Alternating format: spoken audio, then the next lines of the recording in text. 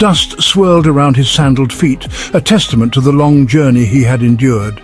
Each step he took was a reminder of the miles he had traveled, the challenges he had faced, and the determination that had brought him here. Theseus, a youth hardened by the road, entered the bustling marketplace of Athens. The sights and sounds of the city were overwhelming, a stark contrast to the solitude of his travels.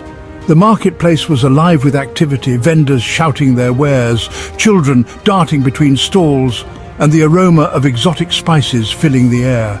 He carried himself with a quiet strength, a sword strapped to his back. This sword was not just a weapon, but a symbol of his heritage and the battles he had fought. It was a reminder of his purpose and the destiny that awaited him. The air buzzed with the shouts of vendors and the laughter of children. It was a symphony of life, a testament to the vibrancy of Athens. Theseus felt a sense of awe and excitement, knowing that he was now a part of this thriving city. He was a stranger here, but he had come for a purpose, to claim his birthright. The whispers started subtly, spreading like wildfire through the marketplace. People were curious about the newcomer, wondering who he was and what he sought. People stopped their haggling to stare. Their eyes followed him, filled with curiosity and suspicion. Theseus could feel their gazes, but he remained focused, his mind set on his goal. Who was this unknown figure with the proud bearing and the calloused hands? His appearance spoke of hard work and determination, qualities that were respected in this city. Yet there was an air of mystery about him that intrigued the onlookers. Theseus ignored them, his eyes seeking a path through the crowded market. He moved with purpose, each step bringing him closer to his destiny. The noise and chaos of the marketplace faded into the background as he focused on his goal. He moved with purpose, drawn towards the imposing palace that loomed on the hilltop. The palace was a beacon, a symbol of the power and authority that he sought to claim. It stood as a testament to the legacy of his father and the future that awaited him. The palace, a symbol of power and authority, promised answers. It was here that Theseus hoped to find the truth about his lineage and his rightful place in the world. The journey had been long and arduous, but the end was in sight. Theseus, son of a king raised in obscurity, felt a surge of anticipation. The stories he had heard as a child were about to come to life. He was on the brink of discovering his true identity and fulfilling his destiny. He had heard tales of Athens since childhood, stories of heroes and gods, of battles and triumphs. These tales had fueled his dreams and guided his steps. Now he was here, ready to write his own story in the annals of history. Now he was here to face his destiny. The path ahead was uncertain, but Theseus was ready. He had the strength, the courage, and the determination to overcome any obstacle that stood in his way. But first, he must prove himself worthy. The trials that awaited him would test his resolve and his abilities. Theseus knew that he had to earn his place in this city, to show that he was more than just a stranger with a sword. The city held both promise and peril, and Theseus was ready to face them both. He had come to Athens not just to claim his birthright, but to prove himself as a hero. The journey was far from over, but Theseus was ready for whatever challenges lay ahead. Theseus continued his ascent, navigating the steep, winding path towards the palace. He encountered a group of laborers struggling to move a massive marble block. They grunted and strained, their faces flushed with exertion. Theseus paused, watching them. "Look at the pretty boy," one of the workers sneered, wiping sweat from his brow. "Thinking of lending a hand?" His companions laughed, their voices echoing in the afternoon heat. Theseus said nothing. He simply approached the block and placed his hands on its rough surface. With a surge of strength that belied his youthful appearance, he lifted the block. He held it aloft for a moment, muscles taut, before gently lowering it into place. The workers stared, jaws agape. Theseus, his task done, continued his journey up the hill. He left them speechless in his wake. Word of the stranger's strength reached King Aegeus before Theseus himself did. Intrigued, the king summoned the young man to the palace.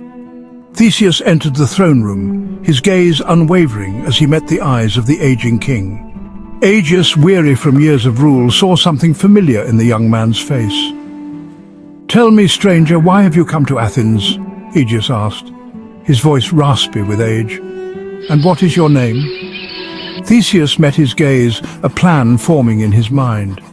He would not reveal his true identity yet, not until he had proven himself. "My name is not important," Theseus replied, his voice steady. "I am here to serve you. Test me, and you shall see my worth." Unbeknownst to Theseus, his arrival had not gone unnoticed. Medea, the sorceress queen, watched him from the shadows. She sensed a power in him, a threat to her own ambitions. Her heart, once filled with love for Aegeus, had hardened with time. Now only power mattered. Medea saw Theseus' arrival as a disruption, an obstacle to her plans. She approached Aegeus, a venomous whisper escaping her lips. "My king," she purred, "beware this stranger. He is too strong, too ambitious. He seeks to usurp your throne." Her words, laced with magic and deceit, wormed their way into the king's heart.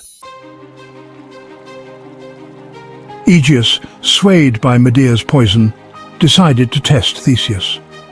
The king, under the influence of Medea's cunning words and dark magic, was filled with doubt and suspicion. He could not see the truth that lay before him, clouded as he was by the enchantress's deceit.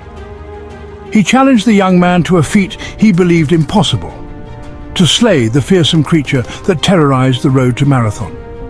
Theseus accepted without hesitation. The beast was known far and wide for its ferocity, and many had tried and failed to defeat it. But Theseus, with a heart full of courage and a mind sharp with determination, saw this as his moment to shine. He knew this was his chance to prove himself, not just to the king, but to himself. The journey ahead was fraught with danger, but Theseus was undeterred.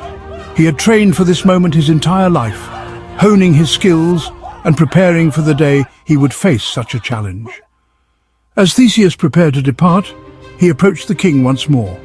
He walked with a steady gait, his eyes fixed on Aegeus, who watched him with a mixture of curiosity and skepticism. The court fell silent, all eyes on the young hero and the king. "My king," he said, "I have one request." His voice was calm and respectful, yet there was an underlying strength that could not be ignored. The king leaned forward, intrigued by the young man's composure and confidence. He unbuckled his sandals, revealing a worn leather pouch tied beneath one foot. The court murmured in confusion, wondering what significance this small, unassuming pouch could hold. But Theseus knew its importance, and so did Aegeus, though he did not yet realize it. From it, he drew a gleaming sword, its blade etched with intricate designs. The sword caught the light, its intricate patterns shimmering as if alive. Gasps echoed through the hall as the onlookers recognized the weapon's craftsmanship and beauty. "Keep these safe for me until my return." Aegeus froze. His eyes widened as he stared at the sword and sandals, memories flooding back to him. He had seen these items before, long ago, when he had left them with his newborn son as tokens of his heritage. The sword, the sandals, these were the tokens he had left with his newborn son years ago. The realization hit him like a thunderbolt, and he felt a surge of emotions he had not experienced in years. Could it be? Could this young man truly be his son? Tears welled in his eyes as he recognized the truth. The court watched in stunned silence as the king, usually so composed and regal, was overcome with emotion. His hands trembled as he reached out to touch the tokens, his voice breaking as he spoke. "My son," he breathed, his voice choked with emotion. "It is you." The words were barely a whisper, but they carried the weight of years of longing and regret. Theseus too felt a rush of emotions, realizing that he had finally found his father. The prophecy had come to pass. The ancient words spoken so long ago had foretold this moment. The court, once filled with doubt and suspicion, now buzzed with the excitement of witnessing a prophecy fulfilled. Theseus, his heir, had returned. The young hero stood tall, his heart swelling with pride and joy. He had not only proven himself, but had also reunited with his father, fulfilling his destiny and securing his place in the annals of history. The reunion was short-lived. Theseus had barely embraced his father, King Aegeus, when the whispers began. News of Theseus's true identity spread through the palace like wildfire. Servants and nobles alike buzzed with the revelation that the young hero was the king's long-lost son. Medea, her plot foiled, fled in a rage. She had schemed to poison Theseus, but now her plans lay in ruins. Her fury was palpable as she stormed out of the palace, vowing revenge. The Pallantides, Aegeus's nephews, saw Theseus as a threat to their own claim to the throne. They gathered in secret, their faces etched with determination and jealousy. They rallied their forces, ready to eliminate the rightful heir. The air was thick with tension as they armed themselves, each man knowing the gravity of the impending conflict. A fierce battle erupted within the palace walls. The clash of swords and the cries of warriors echoed through the grand halls, turning the royal residence into a battlefield.